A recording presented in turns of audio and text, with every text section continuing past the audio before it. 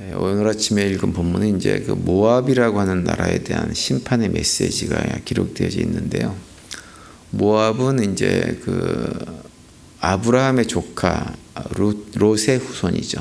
롯의 후손인데 이제 그 소돔과 고모라가 멸망을 당할 때 이제 롯이 두 딸과 함께 산으로 도망을 칩니다. 그런데 딸들이 그 아버지에게 술을 마시고 아버지와 동침을 해가지고 낳은 자녀들 가운데 한 명이 모압이라고 하는 족속입니다. 그래서 이 모압 족속은 혈연적으로 보면 이스라엘 민족과 굉장히 가까운 민족입니다. 그래서 하나님께서 모압 족속도 땅을 허락하셨어요. 그들에게 살 수 있는 땅을 허락하시고 살 수 있도록 모든 환경을 만들어 주셨습니다. 그래서 이제 우리 신명기 같은데 보면 이스라엘 민족이 이제 광야 생활을 거의 마치고 나서 가나안 땅을 이렇게 들어가는 과정에서 모압 족속의 땅을 갖다가 지나가게 되는데 하나님께서 그 모압 족속의 땅을 갖다가 정복하려고 하거나 그래서 싸우려고 하지 말아라. 그러면서 특별히 그 땅은 내가 너희들에게 주지 않고 모압 족속에 준 땅이다라고 이렇게 명령을 하기도 하죠. 신명기 2장 9절에 보시면 여호와께서 내게 이르시되 모압을 괴롭히지 말라. 그와 싸우지도 말라. 그 땅을 내가 내게 기업으로 주지 아니하리니 이는 내가 롯 자손에게 아르를 기업으로 주었음이라. 이렇게 말씀을 분명하게 하고 있습니다. 그런데 이제 하나님께서 이렇게 모압 족속을 생각하시고 그들을 특별히 지켜주시기도 하고 하셨는데 문제는 이제 모압 족속이 이스라엘 민족을 대하는 태도는 그렇지 않았다고 하는 것이 문제입니다. 그러니까 모압 족속은 이스라엘 민족이 자신들에게 이렇게 호의를 베풀고 했음에도 불구하고 이스라엘 민족에 대해서 굉장히 적대적인 감정을 가지고 있었던 민족이 모압 족속입니다. 그래서 특별히 이제 이스라엘 백성들이 광야 생활을 하면서 모압 청지를 이렇게 지나려고 할 때 그것을 허락하지도 않았을 뿐만 아니라 어떻게 했냐면 어제도 제가 수요일에 잠깐 말씀드렸지만 그 당시 모압왕이었던 발락이라고 하는 사람이 발람이라고 하는 거짓 선지자를 동원해 가지고 이스라엘 백성들을 그 저주해 보려고 많이 노력을 했었습니다. 근데 이제 그런 노력과 계획들이 하나님께서 개입하셔 가지고 실패하게 되어지죠. 그리고 오히려 이제 발람을 통해 가지고 하나님께서 이스라엘 민족을 축복하게 만들어 버립니다. 그래서 이제 그런 과정들도 있었고, 이제 특별히 모압 족속은 그 이스라엘 백성들에게 영적으로 굉장히 나쁜 영향을 끼쳤죠. 그래서 이제 특별히 그 모압 족속에 섬겼던 그모스라고 하는 우상을 나중에 이제 솔로몬 시대에 이르게 되어지면 그 그모스 우상을 갖다가 솔로몬이 예루살렘 앞에 있는 감람산에다가 산당을 짓고 거기서 그모스 신에게 제사를 지내게 하는 이런 일들을 하게 할 정도로 좋지 않은 영향을 끼쳤습니다. 열왕기상 11장 7절과 8절에 보면 그 내용이 나오는데요. 모압의 가증한 그모스를 위하여 예루살렘 앞 산에 산당을 지었고 또 암몬 자손의 가증한 몰록을 위하여 그와 같이 하였으니 그가 또 이방 여인들을 위하여 다 그와 같이 한지라. 그들이 자기의 신들에게 분향하며 제사하였더라. 이렇게 말씀을 합니다. 솔로몬이 왕비들을 많이 이렇게 가졌죠. 이제 그 모든 것들이 사실은 다 정략 결혼이었습니다. 그러다 보니까는 그 왕비들을 다 케어할 수가 없으니까는 왕비들이 자기네 땅에서 섬기던 이런 몰록이나 그모스 같은 우상을 갖다가 섬길 수 있도록 산당을 지어주고 제사할 수 있도록 그 모든 환경을 솔로몬 시대에 만들어줍니다. 이제 그 가운데 하나가 이제 그 모압 족속에 섬겼던 그모스라는 우상도 포함이 되는 거죠. 그래서 이 모압 족속은 여러 가지 의미에서 이스라엘 민족이 타락의 길을 가는데 아주 중요한 역할을 했던 민족이 모압 족속입니다. 그런데 이제 그런 모압 족속에 대해서 오늘 본문 말씀드린 대로 하나님께서 심판의 메시지를 예레미야 선지자를 통해 가지고 선포하고 있는 거예요. 근데 하나님께서 이제 모압 족속을 심판하신 이유는 크게 두 가지입니다. 한 가지는 뭐냐면 모압 족속이 행한 그 자기의 형제 국가라고 할 수 있는 이스라엘에 대한 악한 행동들 때문에 그렇습니다. 그래서 결국은 그 모압이라는 나라도 오늘 본문에서 그 예레미야 예언자가 선포하고 있는 대로 주전 582년에 바벨론에 의해서 멸망을 당하고 말아버리죠. 오늘 본문에 보면 하나님께서 모압을 심판하실 때 그 선포하신 그 제목을 크게 두 가지 이렇게 얘기를 합니다. 7절에 보시면 이렇게 돼 있어요. 내가 내 업적과 보물을 의뢰함으로 너도 정복을 당할 것이요 그모스는 그의 제사장들과 고관들과 함께 포로되어 갈 것이라 이렇게 말씀합니다.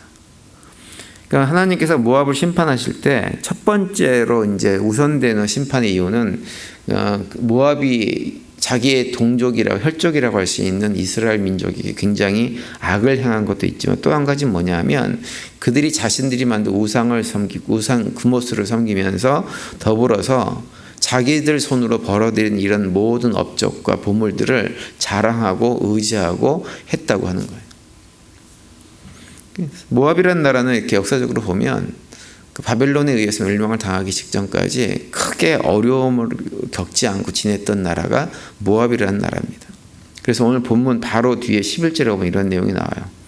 모압은 젊은 시절부터 평안하고 포로도 되지 아니하였으므로 마치 술이 그 찢기 위해 있고 그 그릇에서 저 그릇을 옮기지 않은 것 같아서 그 맛이 남아있고 냄새가 변하지 아니하였도다 이렇게 말씀합니다.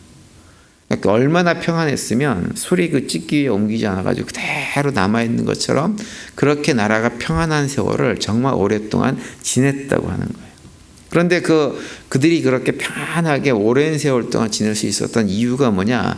하나님의 은혜, 하나님의 보살핌 때문이거든요. 근데 모압 백성들은 어떻게 생각하냐면 그것이 하나님의 은혜로 생각을 하지 않고 자신들이 섬기는 그모스 신 때문에 자신들이 그렇게 평안하게 되었다라고 믿었습니다.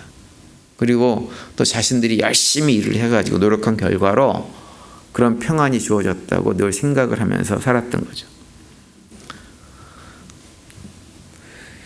이 모압 족속이라고 하는 족속을 가만히 놓고 생각을 해보면 어떤 생각이 드냐 하면 이 모압 족속이 오늘날 살아가는 현대인들과 너무 닮았다라는 생각을 많이 합니다. 오늘날 현대인들도 사실은 자신들이 어떤 목표를 하는 우상이 있죠. 그런 것들을 만들어 놓고 그것을 의리하고 신뢰하고 살아갑니다. 어떤 사람은 물질을 우상으로 섬기기도 하고 어떤 사람은 명예를 우상으로 섬기기도 하고 어떤 사람은 자신의 학벌을 그 명예로 섬기기도 하고 우리 한국 사람들 같은 경우는 특별히 뭐 지연, 학연 같은 것 그런 것들을 우상으로 섬기기도 합니다.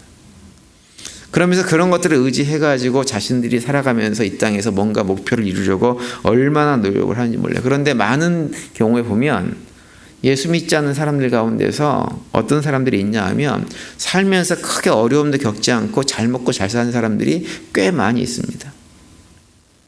그러다 보니까는 피차간에 어떻게 하냐면 그렇게 예수는 믿지 않고 하나님 백성은 아니지만 세상에서 자기의 어떤 우상을 섬겨놓고 대상을 만들어 놓고 그것을 섬기면서 그것을 목표로 해서 추구하면서 달려가고 사회에서 성공을 이루는 이런 사람들을 보면 그런 사람들을 굉장히 부러워합니다. 그리고 그런 사람들을 막 이렇게 선전하죠. 우리 모두가 다 이렇게 될 수 있다. 요즘 TV 이렇게 방송을 있다가 보면 그런 내용들이 많죠. 성공한 사람들이 잘 사는 모습을 방송에서 끊임없이 보여줍니다. 집도 가가지고 촬영을 하면서 막 집이 화려하고 크고 엄청나게 비싼 아파트에 사는 것을 막 보여줘요. 왜 그런 걸 그렇게 보여주는지 모르겠어요. 한국 TV는. 미국은 별로 그런 게 없거든요. 근데 한국은 그런 걸 굉장히 보여줍니다. 그러면서 그런 것들을 사람들로 하여금 동경하게 만들어가지고 사람들의 마음을 이상하게 만들어버립니다. 근데 어쨌든 이제 모압이란 나라도 사실은 주변 나라들에 의해서 그러한 부러움을 사게 했던 나라가 모압이란 나라예요. 그런데 하나님께서 오늘 본문에서 그 모압을 심판하시겠다고 말씀하시고 결국은 모압이 582년에 바벨론에 의해서 멸망을 당했다고 하는 것은 뭐냐 하면 무엇을 얘기하냐면 그렇게 겉으로 보여질 때 굉장히 성공한 모습들 그리고 겉으로 볼 때 굉장히 평안한 모습들이라고 하는 것이 결코 영원할 수 없다고 하는 것을 우리에게 말씀을 해주고 있는 거예요. 그러면서 동시에 그 우상 숭배자들의 마지막은 어떻게 되느냐 결코 하나님의 심판을 피할 수 없게 된다고 하는 것을 모압의 심판을 통해서 우리에게 보여주고 있는 것입니다. 세상에서 아무리 성공을 거두었다고 해도 그들의 마지막은 결국은 심판으로 자신들이 저지른 죄악의 바다에 빠져가지고 멸망당하는 것 외에는 다른 것이 없다고 하는 거죠. 그래서 오늘 본문 2절과 3절에 보면 아주 무시무시한 심판을 선포합니다. 모압의 찬송 소리가 없어졌도다. 헤스본에서 무리가 그를 해하려고 악을 도모하고 이르기를 그를 끊어서 나라를 이루지 못하게 하자 한도다. 만민이여 너도 조용하게 되리니 칼이 너를 뒤쫓아가리라. 호로나임에서 부르짖는 소리여 황폐하 그 파멸이로다. 이렇게 말씀을 합니다. 여기 보면 여러 가지 도시들이 나오는데 이 도시들은 다 뭐냐면 당시에 모압 족속이 굉장히 화려하게 자랑했던 그런 도시들입니다. 결국 그런 도시들이 다 무너지게 될 것이라고 하는 거, 파멸될 거라고 하는 거예요. 그러니까 하나님께서 자신들을 지키고 보호해 주셔가지고 은혜 가운데 잘 살았는데 그 하나님은 무시하고 멸시하고 그 하나님 백성들의 이스라엘 백성들에게는 악을 행하고 이 결과가 무엇이냐? 결국은 그들이 파멸을 경험하는 것 외에 다른 길이 없다고 하는 것입니다.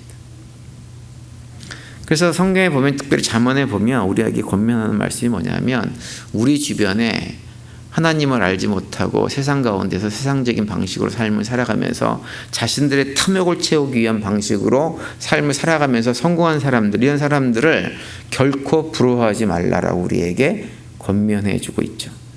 잠언 24장 1절과 2절에 보시면 이렇게 말씀합니다. 너는 악한 사람을 부러워하지 말며 그들과 어울리고 싶어 하지도 말아라.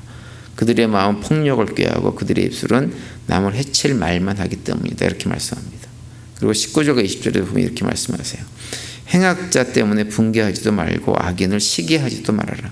행악자에게는 장래가 없고 악인의 등불은 꺼지고 만다. 이렇게 말씀하세요. 악인을 시기하지 말라고 하는 것은 뭐냐면 악한 자들이 악한 방식으로 세상에서 성공하는 것, 승승장구하는 것, 이거 부러워하거나 시기할 필요가 없다고 하는 거예요. 왜? 그들의 등불은 꺼지고 말 것이기 때문에. 그래서 악한 자들의 성공이라고 하는 것은 그냥 안개와 같은 것입니다. 아무것도 아닙니다. 설사 그들이 이 땅에 육신을 입고 살아가는 동안에 자기 욕심대로 살면서 아무리 성공해도 그것은 이 땅에서만이 성공하는 거예요. 이 땅의 생애를 마치고 나면 아무것도 가지고 갈 수 없고 결국은 안개와 같은 이 세상을 잠깐 살다가 영원한 세계 속에서 하나님께 심판받고 멸망의 자리로 떨어질 수밖에 없는 것이 악한 자들의 결말입니다. 그래서 악한 자들이 아무리 성공을 한다고 해도 우리가 그들을 바라볼 때 가져야 되는 감정은 딱 한 가지예요. 뭐냐 하면 그들을 불쌍히 여기는 것입니다. 불쌍한 사람들입니다. 따라서 오늘 하루 지내시면서 우리의 시선이 악한 자들, 세상에 속한 자들이 누리는 성공에 우리의 시선이 가 있는 것이 아니더라 그들이 멸망할 수밖에 없는 영원한 세계에 우리의 시선을 두고 삶을 살아갈 수 있게 되기를 바랍니다. 그래서 그들을 시기하거나 부러워하는 삶을 사는 것이 아니라 그들을 불쌍히 여기고 어떻게 해서든지 그들의 한 영혼을 구원하는 일에 우리의 관심을 갖고 살아가는 하루가 되시기를 바랍니다. 그리고 우리 모두는 이 땅에서 비록 약간의 고통과 어려움과 고난을 겪는다고 해도 영원한 생명을 가진 존재로서의 당당함을 가지고 믿음의 길을 신실하게 걸어갈 수 있는 우리 모두가 되시기를 바랍니다. 오늘도 그런 고백 가운데 믿음으로 승리하시고 또 주님께 주시는 참된 평강이 우리 삶에 넘치는 복된 하루가 되시기를 간절히 축원을 드립니다.